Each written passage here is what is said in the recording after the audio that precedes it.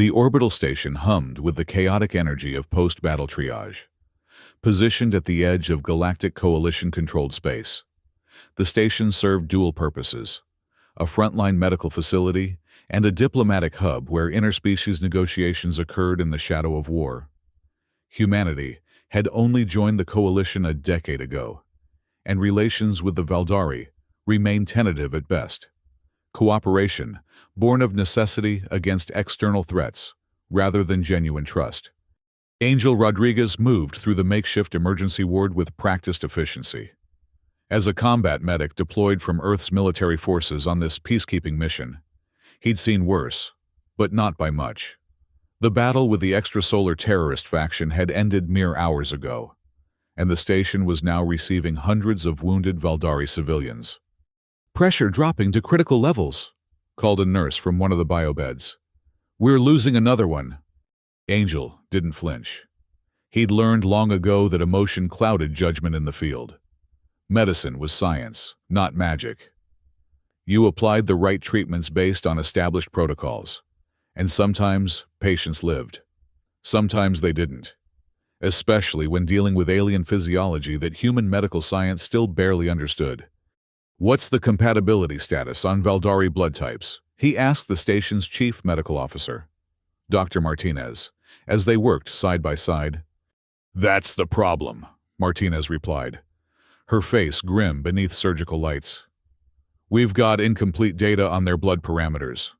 The Valdari guard their biological information closely. Coalition medical protocols are still being established." A commotion at the entrance to the emergency ward drew their attention. Two Valdari medics burst in carrying a small form.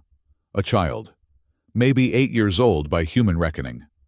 Her jade-colored skin had faded to an ashen gray, and a massive wound tore across her abdomen. Dark, bluish blood pulsed weakly from the injury despite the pressure bandages. "Immediate assistance required," one of the Valdari medics shouted, his accent thick but understandable through the translation implant. The child was trapped beneath rubble when the southern quarter collapsed. Angel moved instantly, helping transfer the small body to an examination table.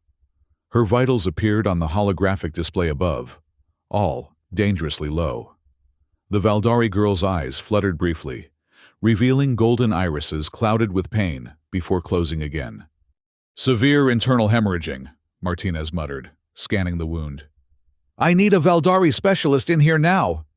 "They're all occupied with the other casualties," a nurse replied. "Dr. Vex can be here in 20 minutes at the earliest." Martinez shook her head. "She doesn't have 20 minutes. Blood pressure critical and dropping. Hemoglobin levels indicate massive blood loss." Angel's hands moved automatically, applying pressure to the wound while simultaneously checking the girl's airway. Something inside him refused to accept this death as inevitable. In the midst of intergalactic politics and tension, this was just a child, no different than the ones he'd tried to save in Earth's conflict zones.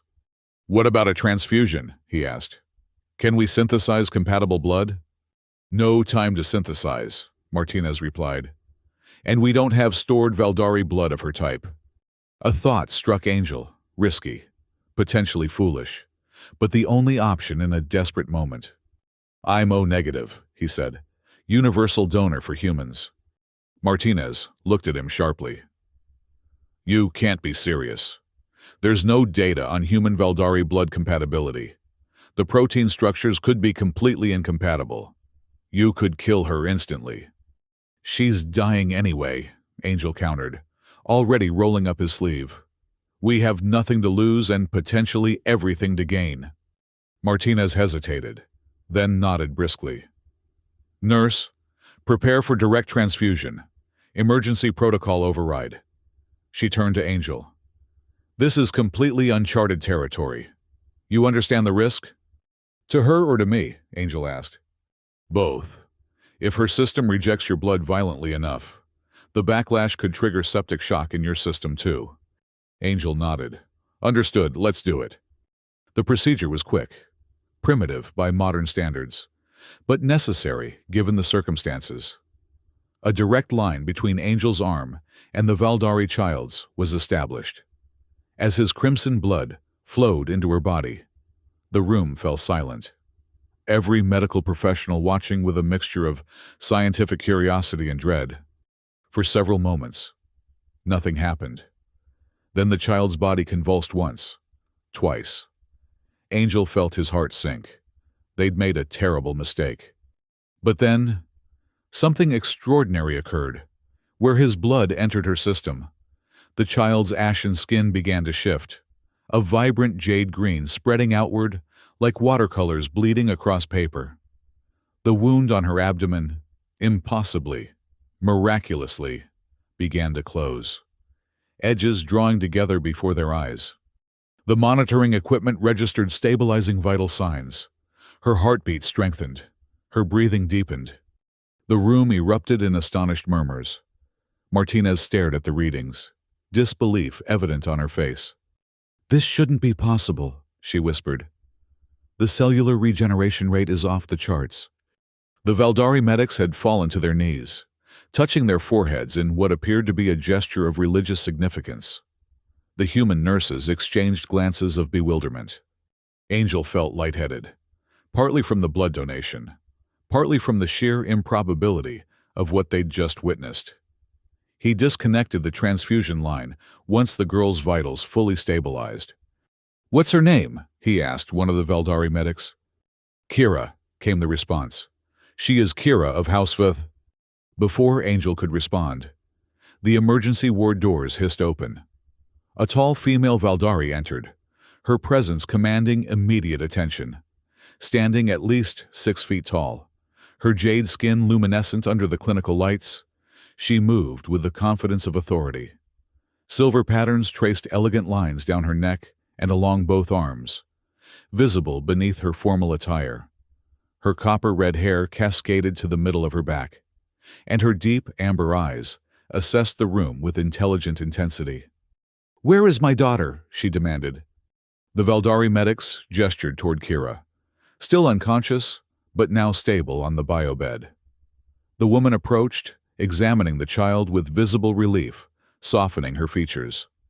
She gently brushed a strand of hair from the girl's forehead, a gesture so universally maternal that Angel felt a pang of recognition across species barriers.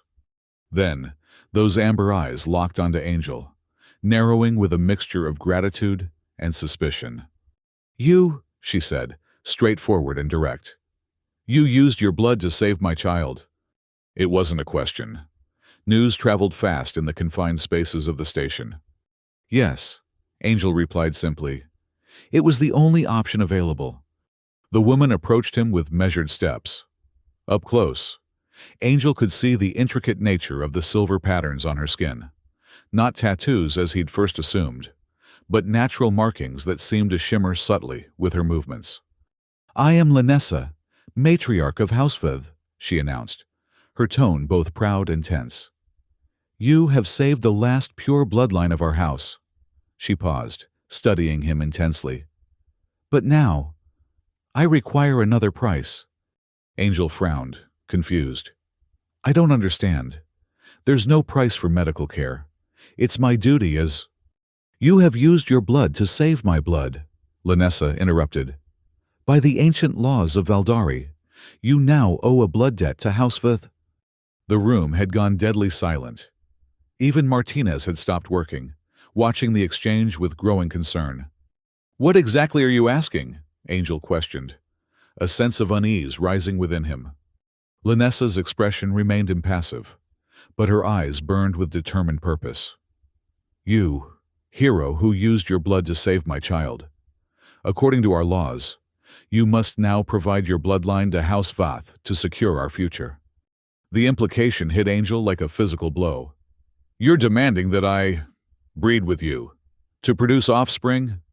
"The Council is already discussing this matter," Lanessa replied.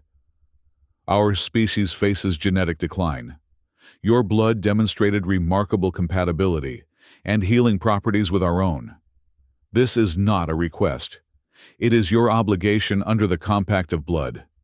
Angel felt the room spinning slightly, and not from the blood donation. I'm a combat medic. I did what any healthcare provider would do in an emergency. I didn't agree to any reproductive contract. Why do you think only I know our laws? Lanessa countered. The Valdari High Council is deliberating this matter as we speak. They will reach the same conclusion. Her voice lowered. Your blood saved my daughter when our best medicine could not. Our species has been declining for generations, weakening genetic lines, falling birth rates, diminished cellular regeneration. Your blood showed properties we haven't seen in centuries. Angel looked around the room, seeking support, but found only uncomfortable silence. Even Martinez avoided his gaze. This isn't how we do things, he said firmly. I'm not a breeding tool. I'm a medic who performed an emergency procedure. Nothing more. Lanessa's expression hardened. Had you let my daughter die, this conversation would not be happening. But you chose to intervene, using methods beyond conventional medicine. Actions have consequences. Human. The compact cannot be denied. The word human carried a subtle edge of disdain, or perhaps fear. Angel straightened his posture, meeting her gaze directly. I need time to consider this request, and to understand exactly what it entails. You have 24 hours, Lanessa replied, unmoved. After which, the council will render their decision regardless of your personal choice. Remember, this is not solely my demand. This is Valdari law, and you are currently in Valdari jurisdiction within this station. With that, she turned back to her daughter, effectively dismissing him. Angel exchanged a troubled glance with Martinez before exiting the emergency ward, his mind reeling from implications far beyond medical ethics. Word of the miracle transfusion spread through the station like wildfire. By the time Angel reached his quarters, he'd received messages from both his military superiors and the station's diplomatic corps. Everyone wanted details, explanations, implications, none of which he could adequately provide. Angel slumped onto his bunk, staring at the ceiling. Had he made a terrible mistake? Saving the child had been instinctive, the right thing to do by any human medical standard. But he'd never considered the cultural and legal ramifications within Valdari society. Computer, access all available information on Valdari reproductive laws and the compact of blood, he instructed. Limited information available, the system responded. Most Valdari legal texts remain classified to non-Valdari personnel. Of course, the Valdari guarded their cultural and biological information jealously, part of the ongoing tension with humanity. Despite a decade of alliance, true integration remained elusive. A chime at his door interrupted his thoughts. Enter, he called. The door slid open to reveal Dr. Martinez. She entered, carrying a medical tablet and wearing an expression of professional concern. How are you feeling? She asked. That was a significant blood donation. Physically, fine, Angel replied. Mentally, that's another matter entirely. Martinez nodded sympathetically. I've reviewed what little data we have on the Valdari compact laws. It appears Lanessa wasn't exaggerating. The council has already scheduled a formal hearing for tomorrow. Angel sat up straight. This is insane. They can't possibly enforce this. What about Earth military jurisdiction? I'm here under peacekeeping protocols. That's where this gets complicated. Martinez sighed. The station operates under joint jurisdiction. The Valdari Council has primary authority over cultural matters affecting their citizens. They're treating this as exactly that. But I'm not Valdari. No, but you initiated a biological connection with one, Martinez explained. From their perspective, that places you within the framework of their laws. She paused, setting down her tablet. There's something else you should know. I've been running analysis on both your blood and samples from Kira. The results are unprecedented. Angel frowned. What do you mean? Your O-negative blood shouldn't have been compatible with Valdari physiology at all. Their hemoglobin equivalent, uses a completely different protein structure. By all scientific understanding, it should have triggered massive rejection, possibly fatal. But it didn't. Angel stated the obvious. No, Martinez agreed.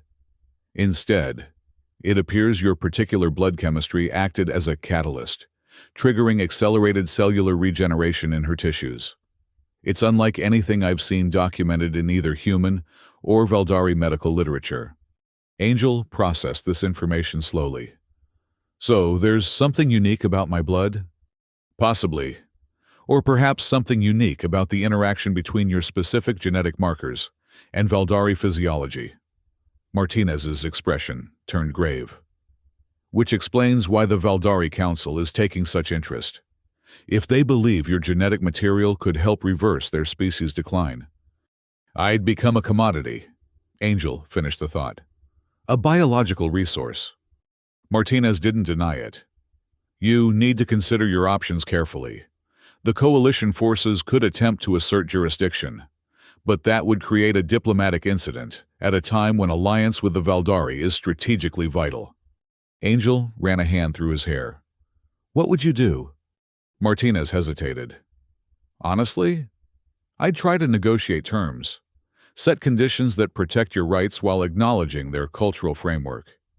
If what happened with Kira is any indication, there could be genuine medical breakthroughs possible here. Benefits for both species. After Martinez left, Angel spent hours researching what little information was available about Valdari culture and reproduction. The fragmented data painted a concerning picture. A once thriving species now facing genetic bottlenecks after centuries of carefully controlled bloodlines. Recent generations showed decreased fertility, weakened immune systems, and shortened lifespans, classic signs of a population in genetic decline. By morning, Angel had reached a decision. He would face the Valdari Council, but on his own terms. The council chamber occupied the upper level of the station, its architecture distinctly Valdari, sweeping crystalline structures interwoven with practical human-design support systems, a physical embodiment of their uneasy coalition. 7 Valdari elders sat in a semicircle, their formal attire elaborately patterned with the silver markings that denoted lineage and rank. Lanessa stood to one side, her posture rigid. Facing them alone, Angel felt acutely aware of his humanity. Even the atmosphere in the chamber seemed calibrated for Valdari physiology, slightly cooler, the gravity a fraction lighter than Earth standard. An elder, with particularly elaborate silver patterns extending across his forehead, spoke first. Angel Rodriguez, combat medic of Earth Forces. You stand before the Valdari High Council regarding the blood compact initiated with House Vath. Do you understand why you have been summoned? I understand your perspective, Angel replied carefully. But I have terms of my own before any discussion proceeds. Murmurs rippled through the council. Lanessa's amber eyes narrowed. You are not in a position to dictate terms, she stated flatly. With respect, matriarch, Angel countered. I am. If what happened with Kira demonstrates my blood, my genetic material, has properties valuable to your people, that gives me negotiating position. The elder raised a hand for silence. Speak your terms, human. Angel squared his shoulders.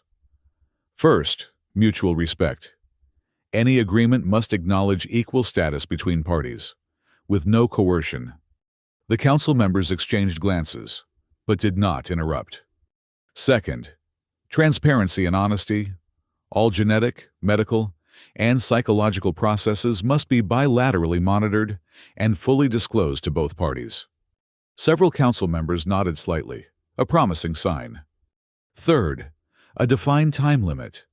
Any agreement would extend only until the first child is born and confirmed healthy, approximately 6 to 8 months. Now came resistance. Lanessa stepped forward. Unacceptable.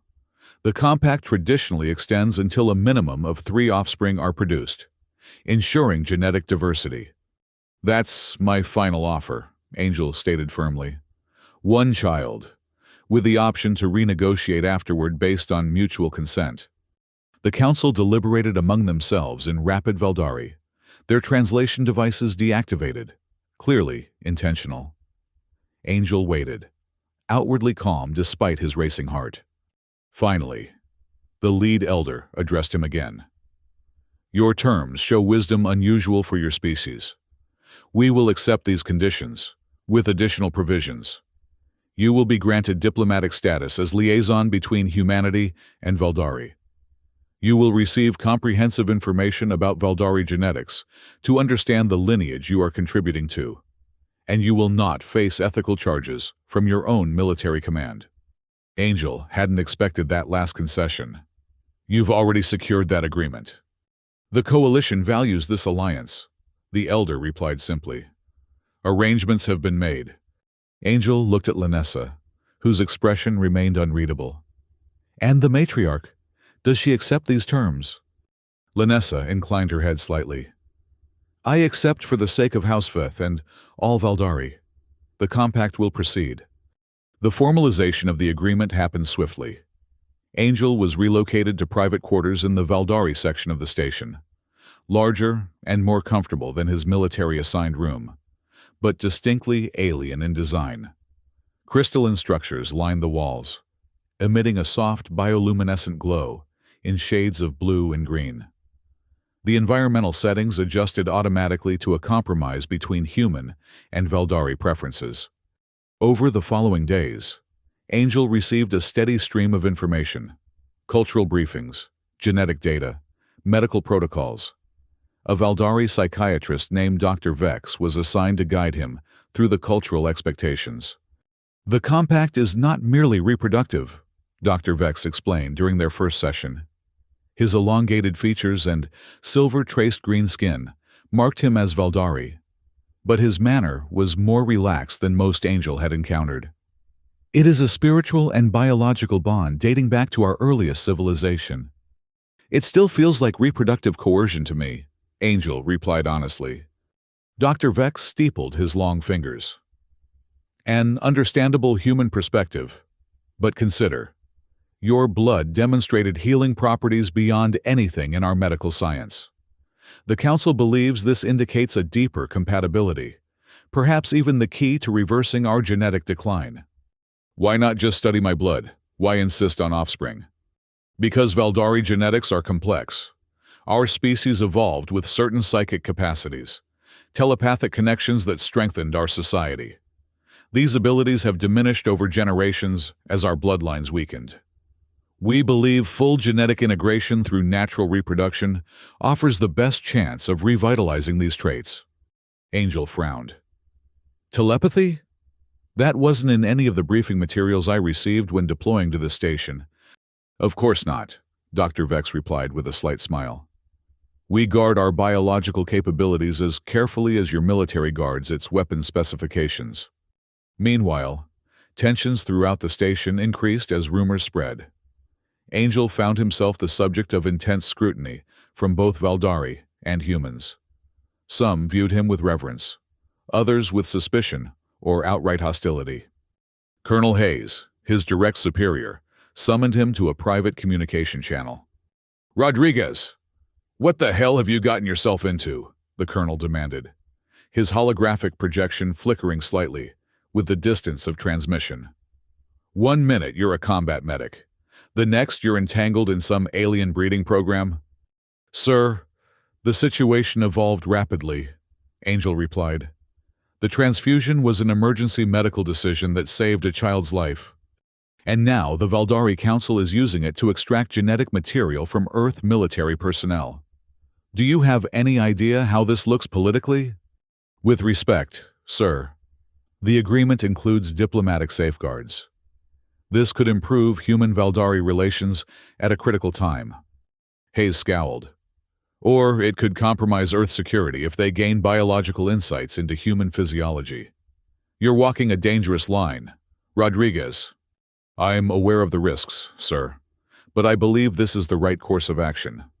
After the colonel disconnected, Angel stood at the viewport in his quarters, staring out at the stars. The magnitude of what he'd committed to weighed heavily. Not just the compact itself, but the potential consequences. Political, biological, personal. A chime at his door interrupted his thoughts. Lanessa stood outside, no longer in formal attire, but dressed in simpler clothing that still managed to convey elegance.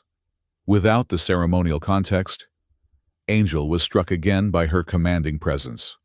"May I enter?" she asked, surprisingly deferential compared to their previous interactions. Angel stepped aside, gesturing her in. "Of course." She moved into the center of the room, studying the few personal items he'd brought from his military quarters. A hollow photo of his childhood home in New Mexico, a well-worn medical reference tablet, a small wooden carving from a grateful patient on a previous deployment. "You've been reviewing our genetic archives," she stated. "Yes, trying to understand what I've agreed to." Lanessa nodded. "And your impressions?" "That your species is in trouble," Angel replied honestly. "The declining birth rates, shortened lifespans, increased genetic disorders. It's a population facing extinction without intervention. Now you understand the urgency behind the Council's decision." She turned to face him directly. "And perhaps why I approached the situation forcefully." It was as close to an apology as he expected from the proud matriarch. "Why did you really come here?" Angel asked. "The compact doesn't officially begin for another 2 days." Lanessa's composure slipped slightly, revealing a glimpse of vulnerability that surprised him. "My daughter asks for you. Kira wishes to thank her savior." This unexpected information touched something in Angel. "She's awake, fully recovered?" "More than recovered. Her cellular regeneration exceeded all projections. Dr. Vex believes your blood triggered genetic expressions dormant in our species for generations." Angel considered this. "I'd like to see her too." The medical bay where Kira now resided was filled with monitoring equipment. Unlike the emergency ward where they'd first met, this was clearly a research facility. The young Valdari girl sat upright in her biobed, her jade skin vibrant with health, golden eyes bright with curiosity. She tilted her head when Angel entered with Lanessa, studying him intently. "This is Angel Rodriguez." Lanessa introduced him in Valdari, then switched to English for his benefit. "The human medic who saved your life." Kira's face broke into a smile, the expression remarkably similar to a human child's, despite the alien features. "Thank you," she said carefully in English, clearly practicing the foreign words. Angel smiled back, approaching her bedside. "You're welcome, Kira. How are you feeling?" She glanced at her mother, then back to Angel. "Strong," she replied in English again. "Very strong." Lanessa watched their interaction with an unreadable expression. "The physicians say she has developed accelerated healing. A small cut vanishes within minutes." Angel turned to her in surprise. "That wasn't mentioned in the reports I received." "Because it was only confirmed yesterday," Lanessa replied. "The Council is proceeding cautiously with this information." Angel understood the implications immediately. If his blood had triggered genetic changes in Kira, what might happen with a child carrying his actual DNA? The stakes had just increased exponentially. As they left the medical bay, Lanessa walked alongside him, her usual formality slightly relaxed. "Your blood saved more than just her life," she said quietly. "It may have saved our entire bloodline." Angel glanced at her. "Is that why you're so committed to this compact? For your bloodline?" "For all Valdari," she corrected. "House Veith carries the purest remaining genetic markers of our ancient strength. If any line can be revitalized, it is ours." She paused. "But yes, also for Kira. She deserves a future where her people thrive, not slowly fade away." For the first time, Angel sensed genuine emotion beneath Lanessa's controlled exterior, a mother's fierce determination to secure her child's future. It humanized her in a way their previous interactions hadn't. "Tell me about your childhood," he said unexpectedly, as they walked. "Not the official history of House Veith. Your personal experience. Linessa seemed startled by the question. Why? Because if we're going to create a child together, I should know something about the person I'm creating it with, beyond political necessity. She considered this, then nodded slightly.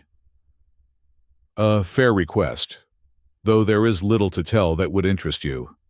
I was raised in the Crystal Towers on Valdari Prime, trained from birth for leadership. My education focused on lineage preservation, diplomatic strategy, and maintaining house traditions. What about play, friends, normal childhood experiences? A shadow crossed Linessa's features. Those luxuries were limited for a matriarch in training, especially as our population declined and bloodline purity became paramount. She glanced at him. And you? What shaped the human who would one day save my daughter? Angel hadn't expected the reciprocal question. I grew up in the aftermath of the resource wars. New Mexico was hit hard. Drought, economic collapse. My parents were both medics serving in humanitarian corridors. I learned early that saving lives was the only thing that made sense in a broken world. As they continued walking, Angel realized they were sharing more than just biographical information. They were establishing a foundation of understanding that transcended their different species and the political circumstances forcing them together. The official commencement of the compact was marked by a private ceremony, attended only by essential witnesses. Dr. Vex, representing medical oversight, Elder Then, the senior council member, and Ambassador Cole, the human diplomatic representative. The procedure was brief but solemn, with binding agreements recorded in both Valdari and Earth legal frameworks. Afterward, Angel found himself alone with Linessa in her private chambers, far more elaborate than his assigned quarters. Crystalline structures dominated the architecture, with flowing water features creating a meditative atmosphere. Bioluminescent algae in shades of blue and green illuminated the space with gentle, shifting patterns. The awkwardness between them was palpable. Despite the formal agreements and cultural frameworks, they remained strangers, expected to create life together. The compact does not require immediate consummation, Linessa said, breaking the silence. She maintained a formal distance. We have established the legal framework. The biological aspect can follow when both parties are prepared.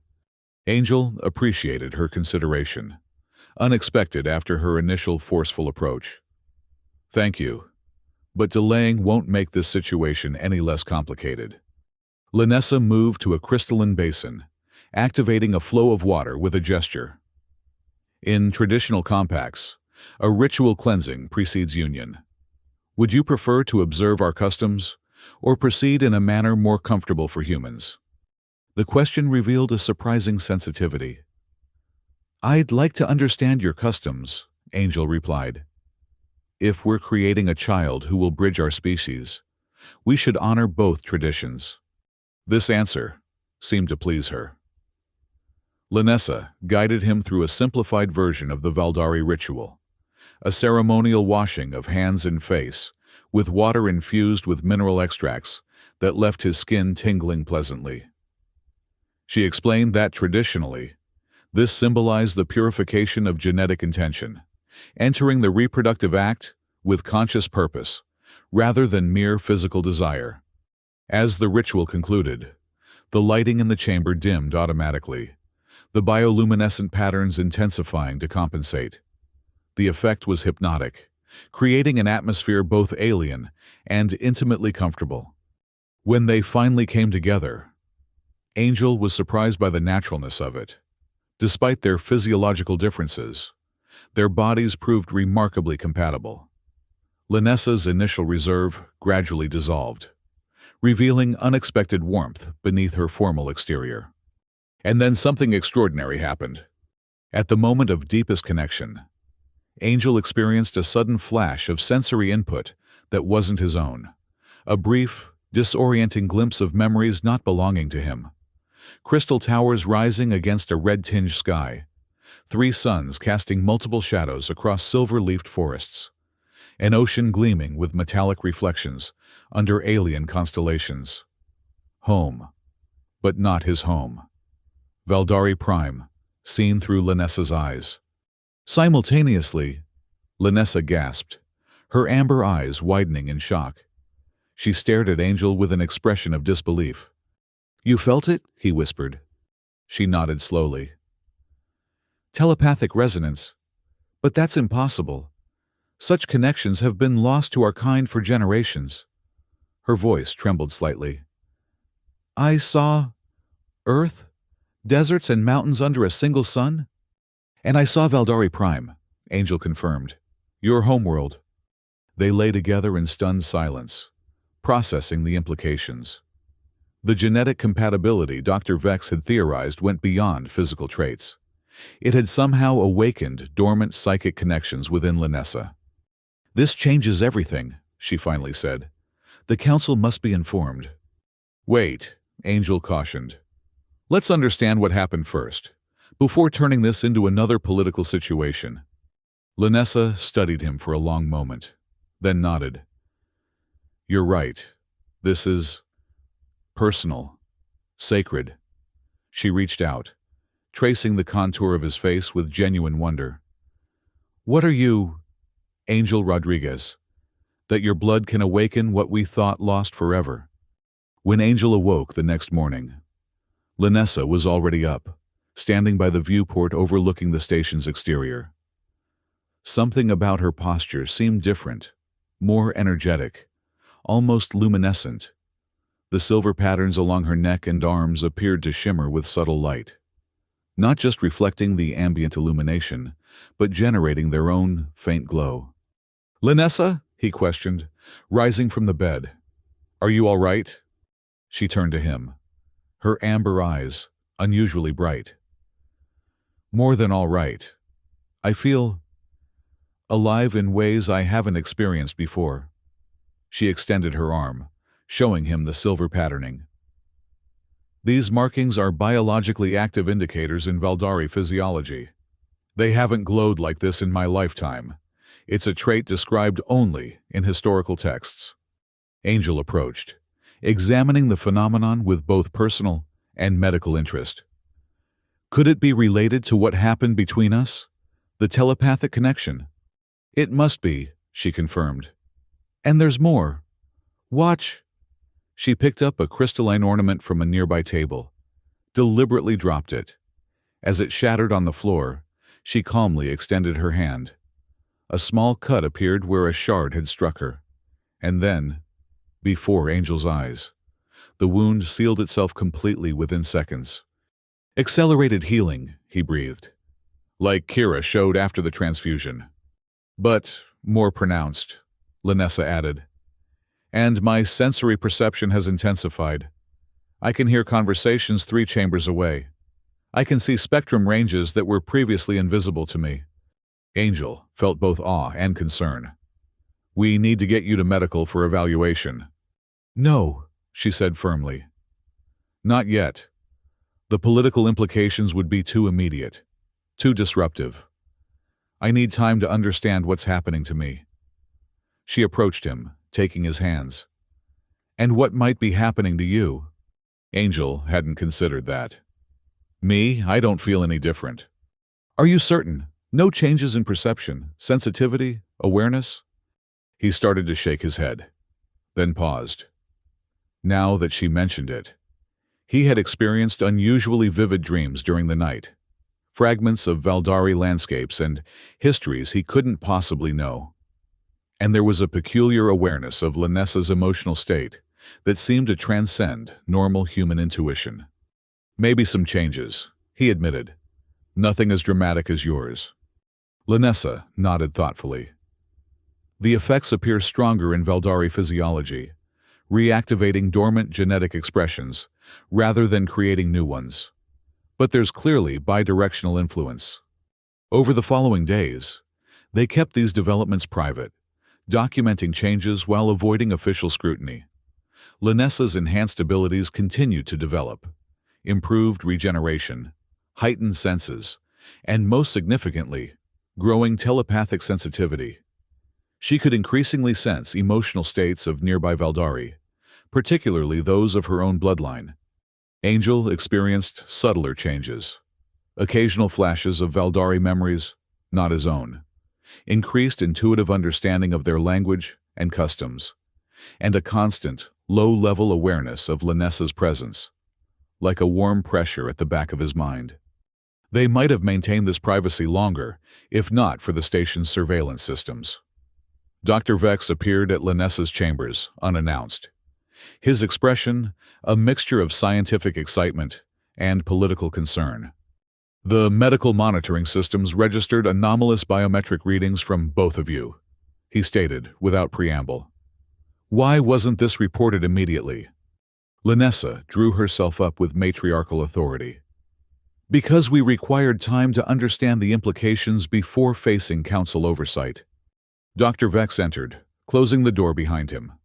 His voice lowered. The implications are potentially revolutionary. Early analysis suggests activation of genetic expressions dormant in Valdari physiology for centuries. If confirmed, this could represent the reversal of our species' decline. It's more than that, Angel said.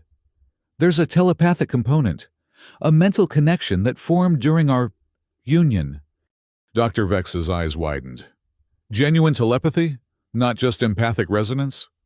We shared specific memories, visual impressions of our respective homeworlds, Linessa confirmed.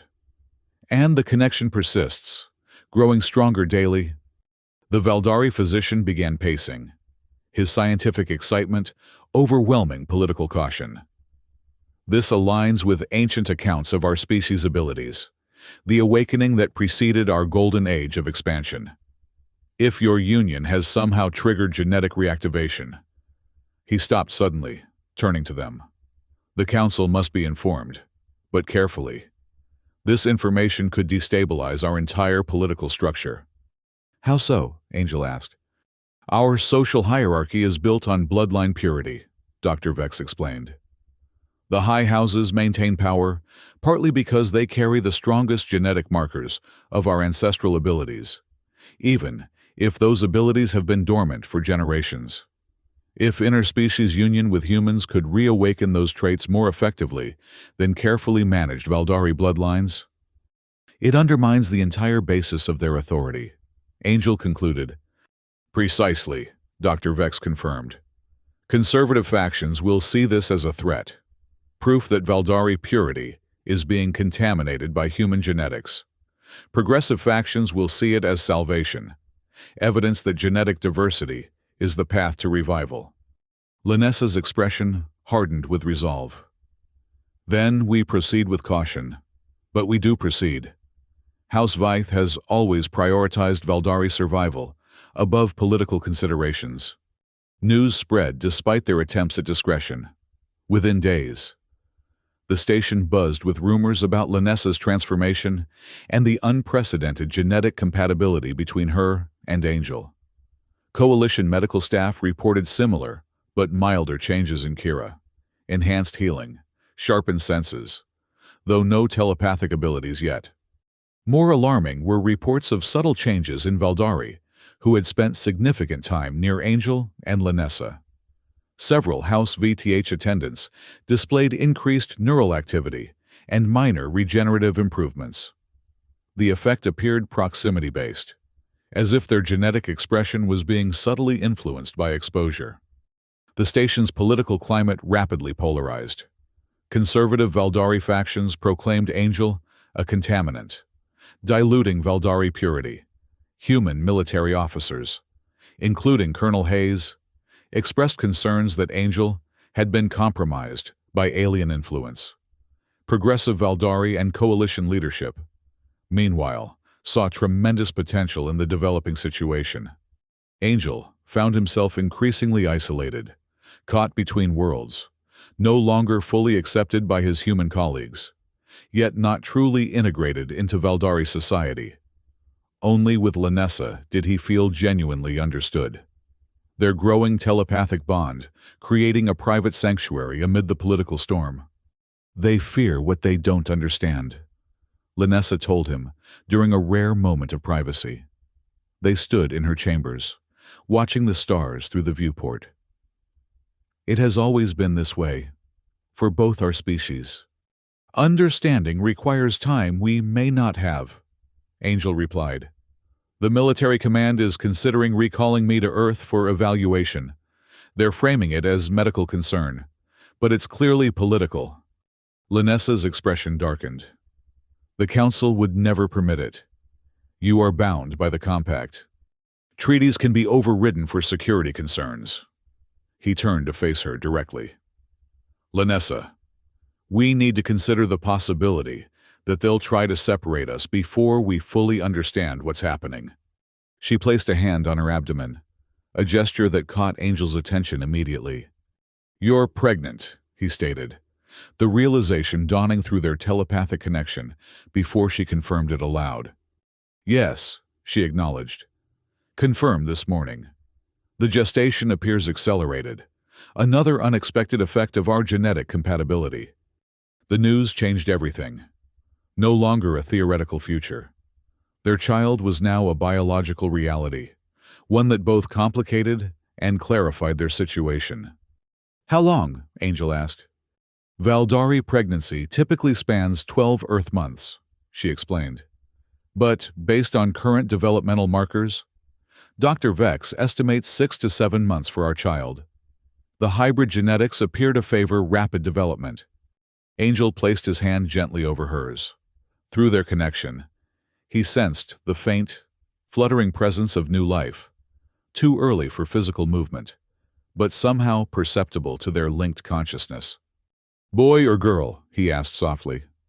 Too early to determine with certainty, Linessa replied, though Valdari tend to favor female offspring in first pregnancies. The tender moment was shattered by the station's emergency alert system, blaring to life.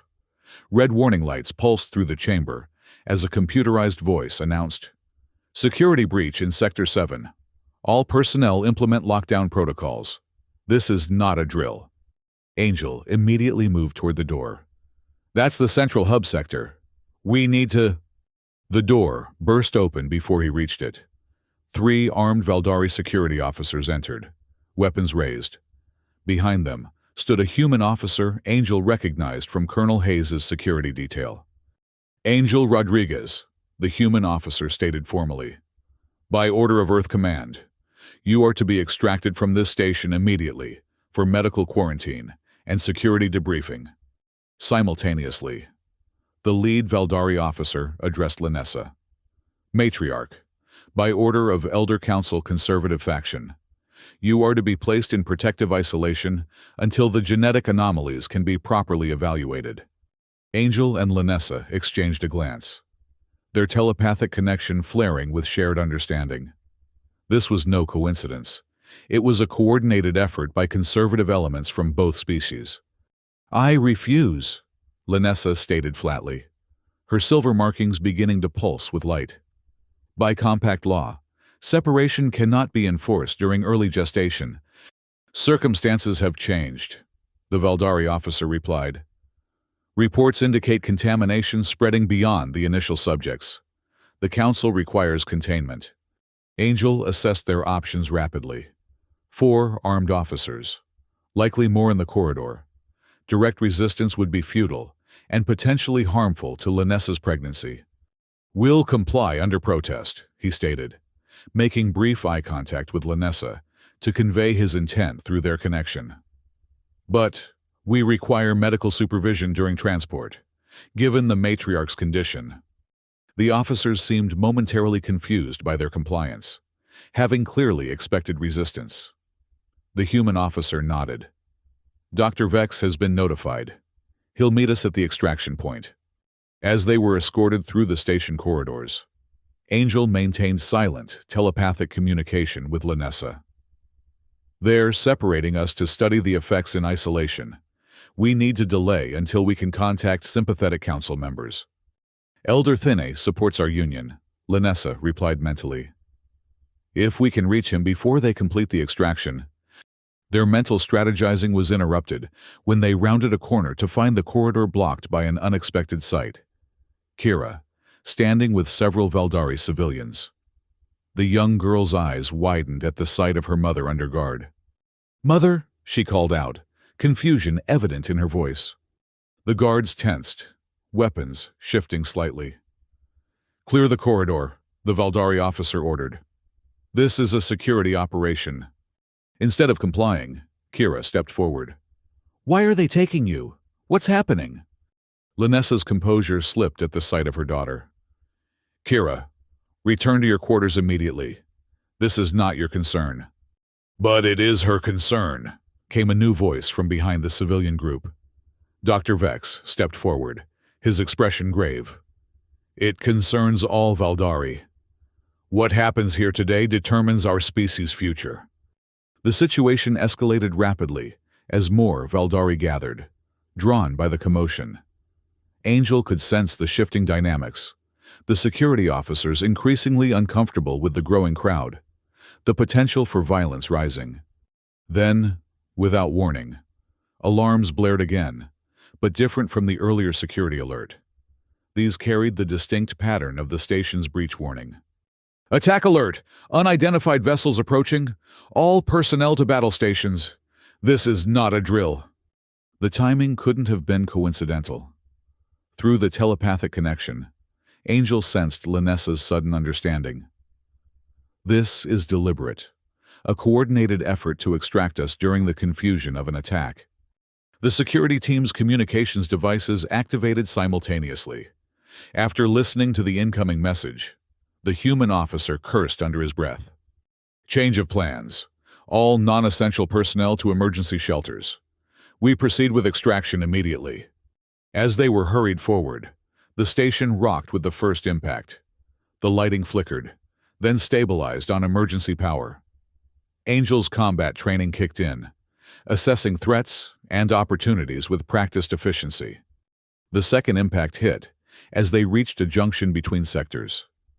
The blast knocked everyone off balance, smoke filling the corridor as emergency containment systems activated.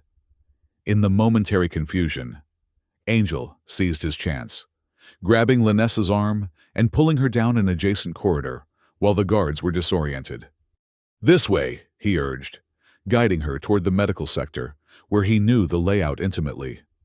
They ran through increasingly chaotic corridors, station personnel rushing in all directions as battle stations were manned. The telepathic connection between them strengthened under stress, allowing seamless coordination without spoken words. "Where are we going?" Linessa questioned mentally. "Emergency shuttle bay," Angel replied.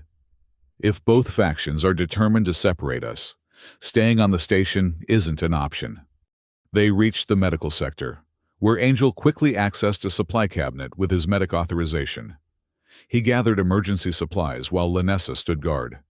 "Another patrol coming," she warned, her enhanced senses detecting movement before it became audible to normal hearing. They ducked into a treatment room, waiting until the security team passed. The station shuddered with another impact. "This attack," Angel whispered. "It seems too convenient." Linessa nodded. "A false flag operation, perhaps? Orchestrated to create confusion during the extraction? Or genuine attackers taking advantage of inside information about the station's vulnerabilities?" Angel suggested. "Either way, we need to reach that shuttle bay." As they prepared to move again, the treatment room door slid open unexpectedly. Angel tensed, ready for confrontation, but instead of security forces, Kira stood in the doorway, Dr. Vex behind her. "I told you they would come this way," Kira said to the physician, a hint of pride in her voice. Dr. Vex closed the door quickly. "The conservative factions have allied with human military hardliners," he explained, without preamble. "They've arranged this extraction under cover of what appears to be a staged attack by fringe elements." "We were just figuring that out," Angel replied. "We're heading for the emergency shuttles." "That route is blocked," Dr. Vex informed them. "But I can get you to diplomatic transport instead. Ambassador Cole has granted authorization.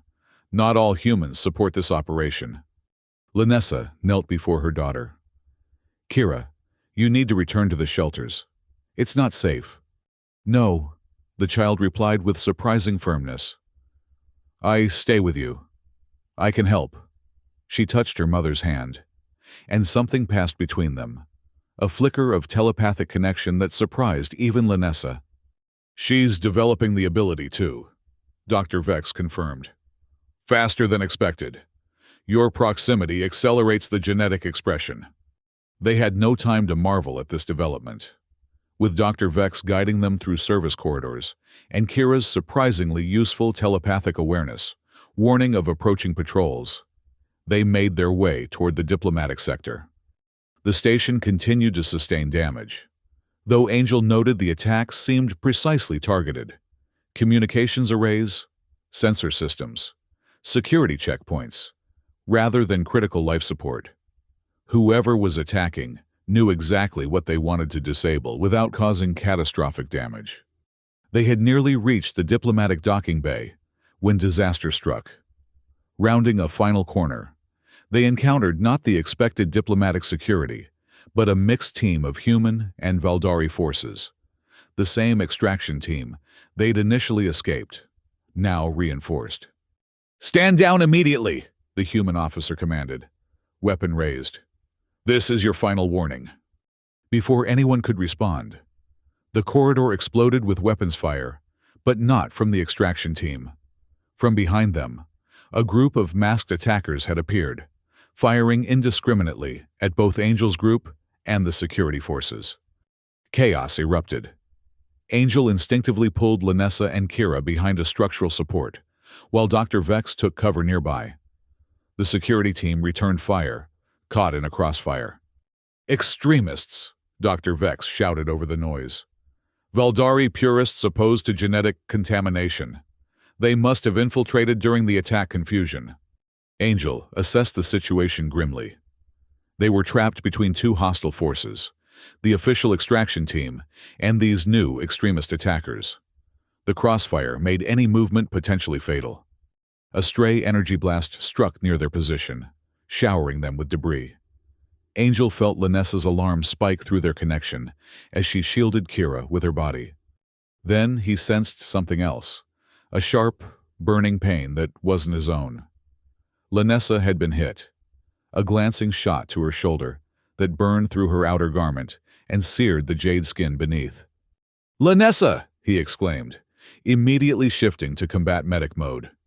He examined the wound quickly, severe, but not immediately life-threatening.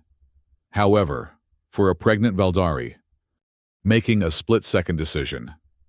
Angel did what had started this entire situation. He used his blood to save a Valdari life. Tearing a strip from his sleeve, he deliberately cut his palm with a small medical tool from his emergency supplies. As his blood welled up, he pressed it directly against Lanessa's wound. The effect was immediate and dramatic, where their blood mingled. Lanessa's injury began to heal visibly, jade skin knitting together at an accelerated rate. But something more was happening. The silver patterns across her skin flared with brilliant light, and through their telepathic connection, Angel felt a surge of energy, unlike anything he'd experienced. Lanessa's eyes snapped open, blazing with amber fire. She rose to her feet with fluid grace that belied her injury, pulling Kira up beside her. Through their connection, Angel understood what was happening. The direct blood contact had amplified the genetic awakening, triggering abilities beyond even what they'd experienced previously. With a gesture that seemed to flow from ancient muscle memory, Lanessa extended her hand toward the extremist attackers. A visible wave of force, like heat distortion in air, pulsed outward. The attackers staggered, weapons dropping from suddenly nerveless fingers as they clutched their heads in apparent agony. "Telepathic disruption," Dr. Vex whispered in awe. "A defensive ability not seen in generations." The extraction team, momentarily stunned by this display, recovered quickly. The human officer adjusted his weapon setting and took aim at Lanessa. Angel moved without thinking, placing himself between the officer and Lanessa. "Stop! You don't understand what's happening here." "Stand aside, Rodriguez," the officer ordered. "That's an alien displaying hostile capabilities against personnel." She's defending her child, our child, Angel countered. This extraction is unauthorized and endangers a diplomatic breakthrough. The standoff might have ended in tragedy, if not for new arrivals. Ambassador Cole appeared with Elder Thin and a contingent of coalition peacekeepers. "Stand down immediately," Ambassador Cole commanded, "by joint order of Coalition Command and the Valdari High Council." The security team hesitated, weapons still raised. Elder Thin stepped forward, his elaborate silver markings identifying his supreme authority. "This operation was initiated by rogue elements without full council approval. It is hereby terminated." Slowly, reluctantly, the weapons lowered. The extremists, still incapacitated by Lanessa's telepathic assault, were quickly secured by the peacekeepers. In the aftermath, medical teams arrived to treat the injured. Angel insisted on personally attending to Lanessa, though her wound had almost completely healed through their blood contact. Kira remained close to her mother, the young girl's golden eyes wide with the enormity of what she'd witnessed. Ambassador Cole approached them once the situation stabilized. "We need to talk," she said simply. "All of you. What happened here, what's happening between you, changes everything." The emergency council session convened hours later, after the station had been secured and the coordinated attack repelled. Both Valdari and human leadership gathered in the main council chamber, an unprecedented joint session reflecting the gravity of the situation. Angel and Lanessa stood at the center, no longer as subjects to be judged, but as representatives of a new possibility. The transformation was evident to all present, Lanessa's silver markings glowing with subtle light. Angel standing with the quiet confidence of someone connected to something larger than himself. Between them stood Kira, a living testament to the healing power of their unlikely union. Elder Thin addressed the assembled leaders first. "What we have witnessed today cannot be denied or suppressed. The awakening, long described in our historical texts, but dismissed as mythology by many, appears to be a biological reality, triggered by specific genetic compatibility with humans." Ambassador Cole nodded in agreement. "The medical evidence is compelling. The genetic interaction between Angel Rodriguez and matriarch Lanessa has activated dormant neural pathways in Valdari physiology, restoring abilities lost to their species for generations. And spreading beyond the initial subjects," Dr. Vex added, presenting holographic data. "Proximity exposure shows activation of similar genetic expressions in other Valdari, particularly those of House VTH lineage. The effect appears to cascade, albeit at reduced intensity with distance."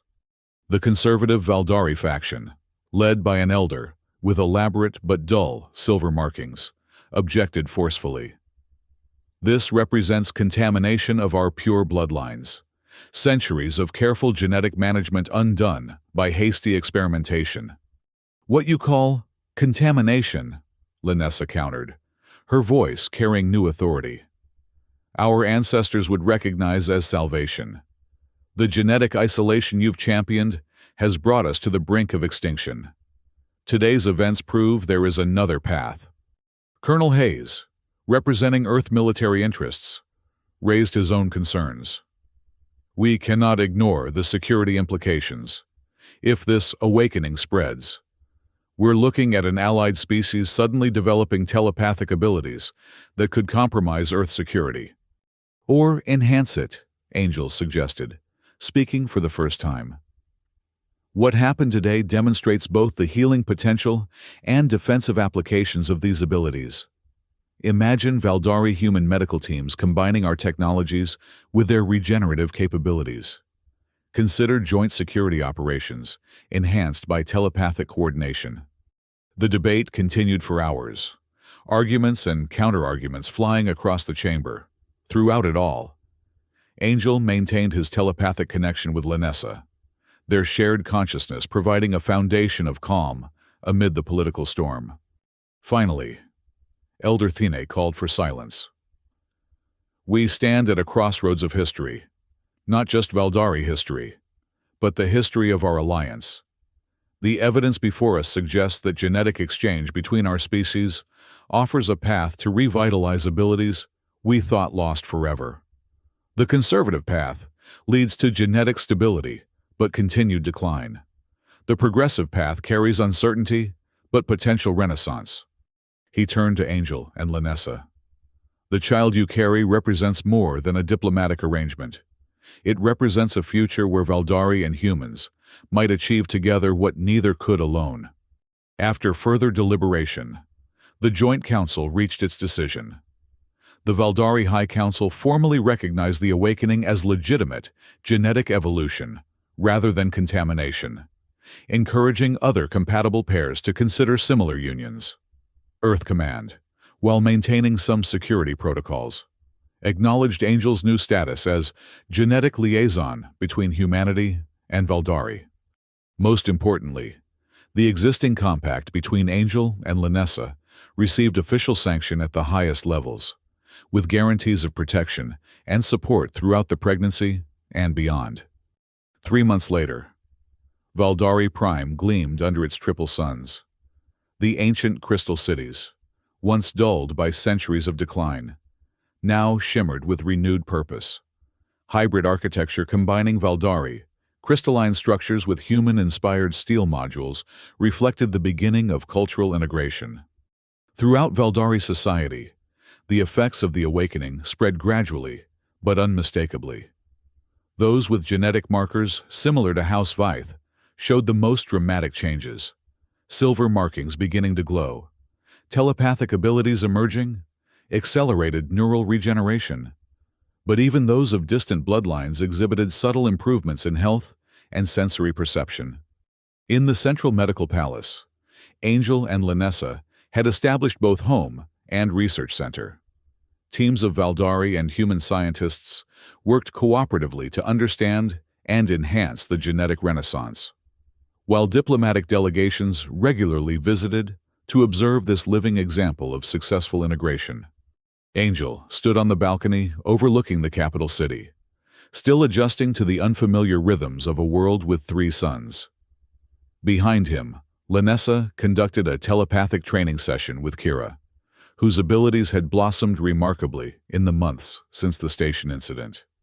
The young girl could now communicate mentally with both her mother and Angel, forming a family bond that transcended conventional relationships. "She's making exceptional progress," Lanessa commented, joining Angel at the balcony.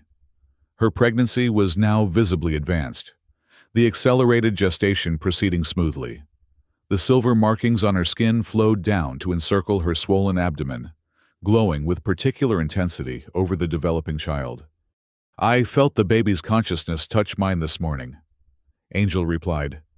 "Just for a moment. A flicker of curiosity, then gone." Lanessa smiled. "Prenatal telepathic contact. Another gift from our unusual union." She placed her hand over his. "The Council reports 17 new human Valdari pairs have entered compact agreements. The awakening spreads." Angel nodded, still processing the magnitude of what they'd initiated. "Earth Command remains cautious, but supportive. Ambassador Cole reports increasing interest in exchange programs between our medical academies." Their conversation paused as Kira joined them, slipping between them with the easy confidence of a child who knows she is deeply loved. Through their shared telepathic field, Angel sensed her contentment and her excitement about the coming sibling. "When will sister arrive?" she asked aloud, having picked up the gender of the baby through their mental connection. "Another 3 months, approximately," Lanessa replied. "Though Dr. Vex believes it could be sooner, given the accelerated development." Angel smiled. "Have you decided on a name yet?" Lanessa nodded. "Arya, it means bridge between worlds in ancient Valdari." As night approached, and 2 of the 3 suns dipped below the horizon, Angel reflected on the extraordinary journey that had begun with a desperate transfusion in an emergency ward. What had started as a medical crisis, followed by a cultural conflict, had transformed into something neither species could have predicted: a genetic renaissance, a diplomatic breakthrough, and a family that embodied the potential of their combined futures. 3 months later, as predicted, Arya was born under the convergence of Valdari Prime's three suns, a rare astronomical alignment considered auspicious in Valdari culture. The hybrid child emerged with striking features that harmoniously blended both species: golden brown eyes that shifted color in different lights, skin with a jade-copper luminescence, and delicate silver patterns already visible along her tiny spine. Most remarkably, Arya demonstrated innate telepathic ability from birth, forming immediate mental bonds with Angel, Lanessa, and Kira. The medical team, led by Dr. Vex, documented unprecedented neural development and cellular regeneration rates that exceeded even the most optimistic projections. News of the successful birth spread rapidly throughout the Galactic Coalition. The Valdari High Council formally invited Angel, Lanessa, and their children to appear before the full assembly, a symbolic presentation of what many now called the New Awakening. The Grand Council chamber on Valdari Prime overflowed with representatives from across the coalition. Thousands more watched via holographic transmission. As Angel and Lanessa entered with Kira walking proudly beside them, and Arya cradled in Lanessa's arms, a hush fell over the assembly. Elder Thun rose to address the gathering. Today, we witness the fulfillment of ancient prophecy and modern science. The child before you represents not just the union of two individuals, but the potential renaissance of Valdari abilities and the beginning of a new era of cooperation with humanity. Ambassador Cole, representing Earth, added her own perspective. What began as an emergency medical decision by a combat medic has evolved into one of the most significant diplomatic and scientific breakthroughs in Coalition history. Earth extends its formal recognition of the New Awakening and pledges continued support for this evolving partnership. As official speeches continued, Angel and Lanessa exchanged a private telepathic moment of reflection. So much had changed since their contentious first meeting. Personal boundaries transformed into deep connection. Political necessity evolved into genuine partnership, and initial suspicion blossomed into respect and eventually love.